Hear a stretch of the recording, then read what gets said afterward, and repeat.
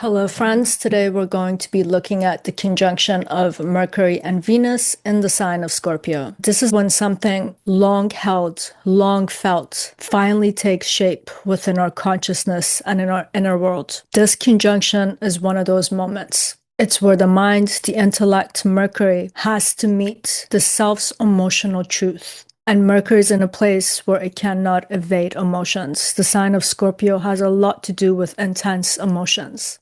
Now, in the past few videos, we have been tracking Mercury's passage through the sign. We looked at the descent, the retrograde of Mercury back into Scorpio, its combustion, that cazimi with the sun, and the grand trine that was formulating around that time between Saturn, Jupiter, and everything in the sign of Scorpio. And this whole journey has been about going deep, figuring out the excess, and how to renegotiate the depth of ourselves. Maybe it's the depth of our relationship. Look at where the sign of Scorpio is sitting in your chart. What house is talking about the themes and the people of that house. But coming into now, by November 24th, Mercury is going to reach that 22-degree mark in its retrograde, and that's when it comes to that conjunction with Venus. And I will be talking about the grand trine again because they're doing this joining and yoking within that grand trine, where Jupiter is now at 24 degrees of Cancer in its retrograde, as well as Saturn still in its retrograde at 25 degrees of Pisces.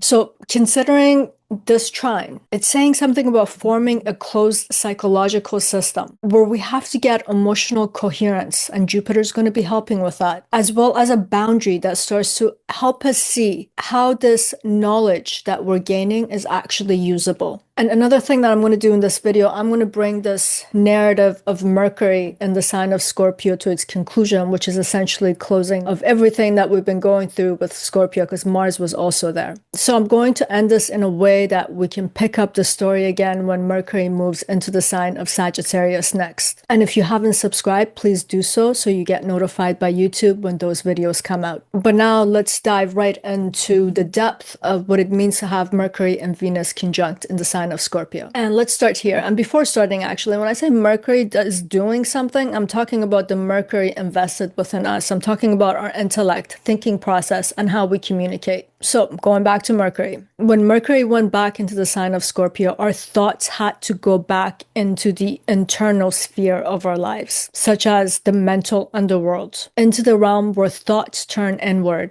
where attention has to sink below the surface, where speech has to lose its casual tone, the way that we talk every day and we connect. Mercury had to become a conduit for our inner world. And the earlier cazimi that Mercury had, it stripped it off of all of its pretense of how it thought it was going to problem solve, communicate itself, and connect. So it burned away the excess of language. That sun conjunction and the way Mercury went combust, it was a way to purify us of our reflexive habits in explaining and defending ourselves or a particular position.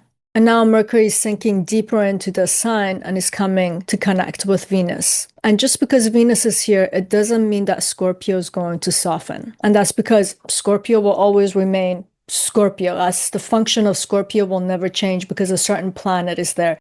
If anything, it changes the function of the planet. It hands it a script and says, this is your role. This is how you play your part and your own nature in my environment. And that means in the sign of Scorpio, despite of the fact that we have one of the softest planets there, Scorpio is going to remain intense, defiant, deep, concentrated, and as usual, uncompromising. The only thing that is changing is how do we use this depth? What are we doing here? Up to now, Mercury was just excavating this internal landscape. So the intellect was actually trying to figure out the intellect. Why do I think the way that I do? What are these feelings that are coming out of these thoughts? And Mercury's job in general, the intellect's job in general, is to segment things so that we understand it and we understand how one thing is in relation with another. The act of discernment is very much about separating things so that we understand it. This is why Mercury is exalted in the sign of Virgo. But when Mercury meets Venus now, it's like, okay, how do I bring all these parts that I discerned together? Because Venus is the principle of convergence. It's about magnetism that pulls in, connects, and unifies. So now this is going to be a Mercury that is seeking relation or understanding the relationship, how to converge. And let's just take a moment to talk about the condition of Venus right now. And I've talked extensively about Venus in the sign of Scorpio in one of the videos before. I'll put the link in the description box below because it's really important to understand what is Mercury in Scorpio, what is Venus, so that when we blend them, we'll understand what kind of meanings trying to emerge from these symbols. But just to quickly recap, we have to first and foremost remember that Venus is in her exile because her own sign is a sign of Taurus, which is opposite of Scorpio.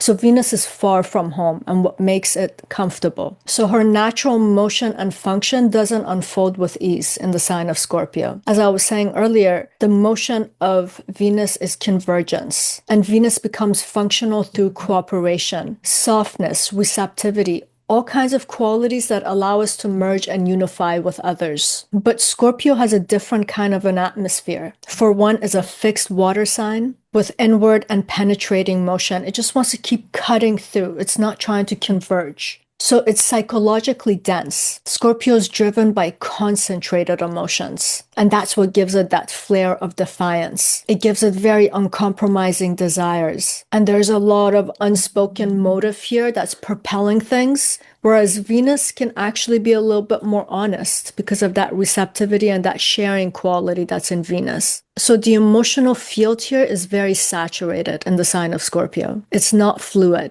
even though it's a water sign. It's a fixed water sign. So Venus can rely on openness to receive what she needs. We can't be so open to get what it is that we desire and need. We have to reach for it. And this is against that magnetic nature of Venus. The feminine principle can be conceptualized as being passive, but there's power there. When Venus is here, everything has a subtext. Every gesture becomes a kind of an information. For example, distance is not just physical. It's an emotional metric that's constantly reading and assessing the surrounding. It can become hypervigilant because you want to know, what am I taking in? What am I receiving? What's the motive? So the things that we sense is not impressionistic. It's almost as if it's diagnostic. We're constantly trying to diagnose, like, what's happening to me? Why is that person doing it? Venus becomes very psychological in the sign of Scorpio. So connections are very high stake in this sign. And Venus is all about connections. Closeness is meaningful, but it's never casual. And of course, Venus's nature is to merge. So we want to merge with other people. But there's always this awareness of I'm giving something up for this. So it can actually create suspicion around where there's connection. So you can see how when I say psychological, that's what I mean. Even romantic softness, where we just make ourselves available to our partner.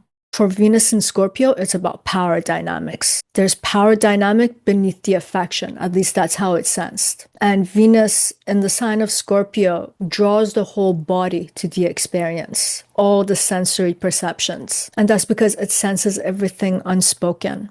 It can register your sincerity before you even verbalize it. So Venus is constantly looking for emotional congruency before it makes itself open and available in the sign of Scorpio. And it's this kind of a Venus that Mercury is coming to meet. So Mercury is not meeting a comfortable Venus here. It's meeting intensity, embodied. And this intensity is going to shape how the intellect is decoding and how it's going to name things and how it's going to think through things. Like, we know if our body's uncomfortable, our thinking pattern changes. And that's because for the intellect and its interpretive faculties, context is everything. For example, if our body doesn't feel good, even the way that we communicate in our speech, it changes. Our thinking patterns changes. We make different kinds of connection. So for Venus, our sense perception to be operating in that context, obviously when the intellect comes in, it's going to think differently too. So let's look at what these two can do under these conditions in Scorpio. Because Mercury represents our thinking and Venus here is representing our feeling, and because the sign is psychological just by itself, together they can create a psychological circuit. So the intellect is gaining a kind of a sensual texture. This is where feelings can gain a vocabulary. So I'm talking about when it's functioning well. Here our mind can decode every piece of sensory data that we're getting. And what we get in the sign of Scorpio is a lot of gut feelings. And we usually can't describe and name gut feelings. It's just something that you feel. But having Mercury here, now you can decipher it. You can decipher its motive, its intent, the emotional truth underneath it. And a functional Mercury in the sign of Scorpio is already very much oriented towards understanding the truth of something, what's in it, what its makeup is. This is the Mercury within us. When it's functional, when it has a sense of clarity, it can look at someone and be like, I know your motive. I know why this person's saying what they're saying. You even understand other people's fears and the premise of their actions. And if we didn't have Venus here, this could very much just stay in our internal realm in terms of how we assess and decode things. But since, again, Venus is a relational planet and Mercury is the planet of communication, we'll find that this Venus-Mercury conjunct here has a lot to do with confessions. And the reason why it wants to confess, it wants a feeling of catharsis. So what do we get out of this is very intense expressions. So this would not be uncommon during this time for someone to confess to their infidelity, for example. But this is the thing. This is where this conjunction can become functional or dysfunctional. Honesty is the best policy. So yes, if there's been infidelity, I think a lot of people, if not most people, want to know. But the person who's disclosing, are you doing it for your own relief or are you actually disclosing truth? These are the things, the tension points that we can start to see that is this conjunction functioning optimally in a healthy way or in an unhealthy way? Because sometimes people just confess and put that burden on someone else because they just want to relieve themselves of the burden and the responsibility of keeping that secret. And the sign of Scorpio has a lot to do with secrets. But if it's done properly, if we can disclose our internal content, or if we can pick up other people's internal content in a healthy way, and we can negotiate with it, this is actually a point where we can start to go through the process of integration. And that grand trine has a lot to do with this process, as I'll come to it later. So this is when things are working in a healthy way. So going back to that confession, we have to ask ourselves, am I doing this? Or watch someone else is doing it. Is this coming from a sincere place? We have to assess, are we being emotionally precise in terms of what we're expressing? Because the objective with Venus here is to establish relational dynamics, to fix them or to maintain them. So we could find ourselves going back to previous relational dynamics that we have had, and we want to work them out, but how are we bringing that inner content forward and trying to connect with other people? How are other people doing that with us? This really matters during this time because we are supposed to integrate. And honestly, this conjunction is trying to teach us a new rhythm of thinking and feeling. It's about how to get to the bottom and core of something. But at the same time, how do we do that while we can also slow down that Saturn there? Actually lend ourselves to someone to listen, to choose words that doesn't betray us or doesn't betray other people. One of the trademarks you'll see with Scorpio when you do a lot of chart analysis, this concept of betrayal is very prominent, whether if the person is a perpetrator who has been betraying or the native has experienced a lot of betrayals in their life. And this conjunction at its best is supposed to bring, or at least restore, sincerity back into our communication and in our feeling process. We're supposed to understand right now what it means to have emotional exactness. And for some of us, this may not be unfolding in terms of relationship with other people, but the relationship that we have with ourselves within our own inner world.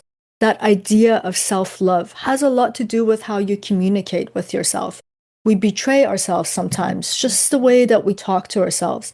So this is actually a moment, again with that grand trine, to understand better ways of thinking, communicating, and connecting, which is Venus. Now, let's actually talk about this grand trine for a second. And I have made an extensive video just about this water grand trine that was happening pretty much for the past month between Scorpio, Cancer, and Pisces. And I'll put the link to that video in the description box below also. But for this video, we can say this. Everything that's been happening in Scorpio, including this final conjunction, is happening in the container of this grand trine, where everything in the sign of Scorpio has been in a dialogue with an exalted Jupiter and with Saturn in Pisces in Jupiter sign. For instance, this Jupiter retrograde right now is bringing concepts of memory, lineage, or emotional imprints that have been left on us throughout a lifetime. It's bringing all of these things forward because we're supposed to establish emotional coherence.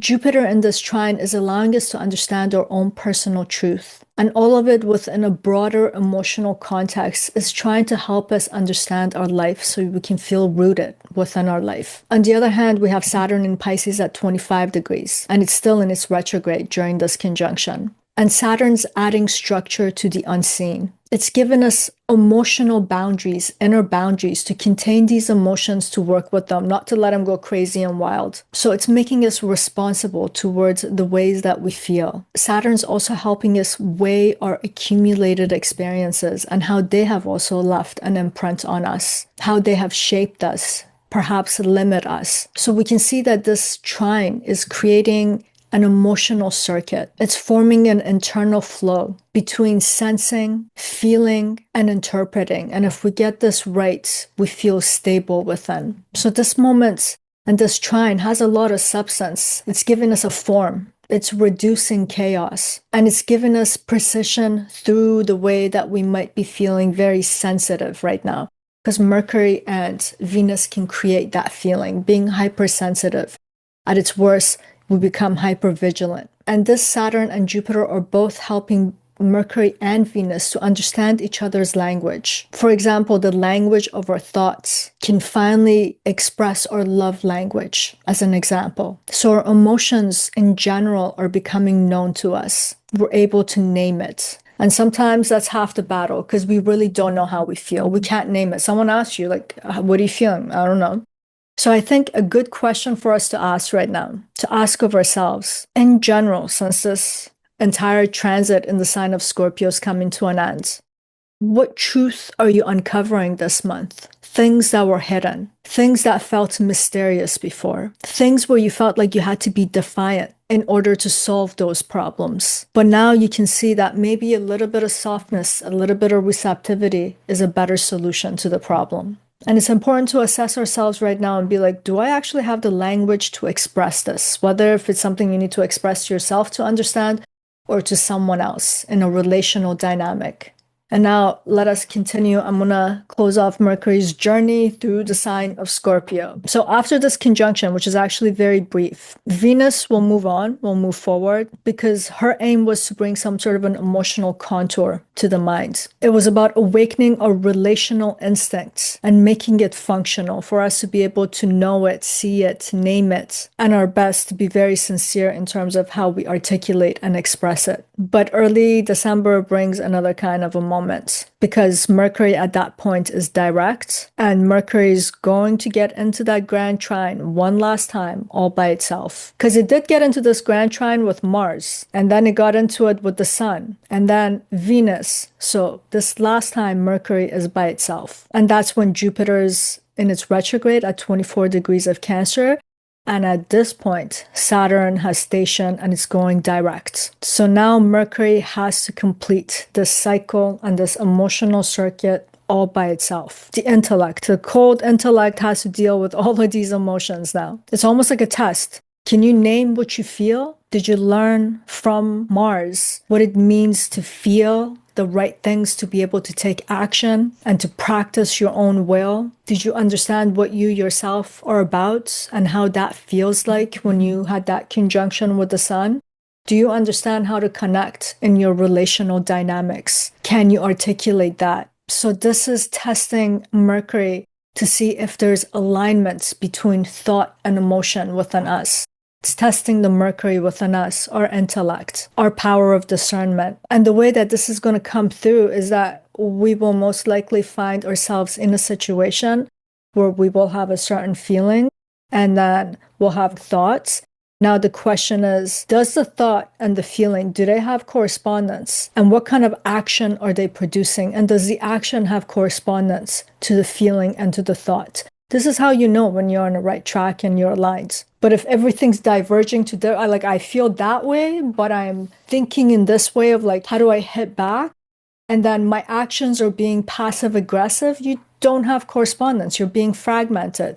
We didn't go through this process of integration. So hopefully we can actually, when we get to that moment, and I'm going to call it a test because I don't know what to call it, an event of life when it occurs, that we can see that we can line all of these up from our most internal place to the external world, there's a circuit, there's a continuity, and there's correspondence. This was the whole point of this Mercury going retrograde here and meeting every single planet from the beginning in the sign of Scorpio. So the ultimate lesson is the bottom line of it, that we discover some aspect of our internal truth. And if we do, we can see how this internal truth actually stabilizes us. It stabilizes our mental position, that fixed thing that's in the sign of Scorpio. This is one of the positive and benefits that can come out of this learning process. And when there's correspondence, again, there is the right actions. And I want you to know that this whole saga started, we had to go back into the sign of Scorpio because the whole thing got initiated with wrong action. And I mean wrong in terms of it didn't correspond to the emotions and the thoughts. And that happened in Sag when Mercury met Mars. For instance, we saw that our conviction, the things that we think are our beliefs and we wanted to act upon it, it was actually creating more glitchy feelings and a feeling of forward movement. It's as if our conviction had no weight. So how could it act? How could it act properly? So it had to go back underneath it all to understand where it stems from, what our motives are, what our intents are. Maybe it's in dealing with other people. What are their intents? What are their motives? We had to understand something true, the truth that lies beneath. And when Mercury goes back into the sign of Sagittarius, hopefully we've gotten this part right. So now we can act with conviction. Another word for that, we can act with a lot of self-confidence. We'll know how to direct ourselves. That bow and arrow that's in the sign of Sagittarius, we know where the bullseye is, we know how to aim, and we know how to shoot. And if we could summarize everything that has happened in Scorpio, and because it was in a sign of Scorpio, it was actually meant to show us our vulnerabilities, our fears, and how to face all of it at the end, coming out of it without theatrics, with a lot of depth and without collapsing because we had to go inside of something because of the intensity that we had to face. This is kind of like Nietzsche saying, what doesn't kill you make you stronger. That's what we experienced. We just went through a lot of hell in the Scorpio season in terms of figuring out things that are very uncomfortable. But by going on this path, it has made us stronger. And that strength has a lot to do with the truth that we have discovered. For example, if one is not accustomed to this, understanding your feelings, its motives and its intents can be very scary because sometimes they come from dark places. And this Mercury had to go back to understand how to articulate this, and not only that, with a lot of accuracy. That's what the combustion with the sun, a lot of it was about. The truth. Sun is Sattvic. Sun is about illuminating what is true. So that was the message that Mercury received right before meeting Venus. And know your truth before you try to connect with others. We got the tools to understand our internal content with more accuracy. Our subconscious, we had a lot of things revealed to the conscious mind.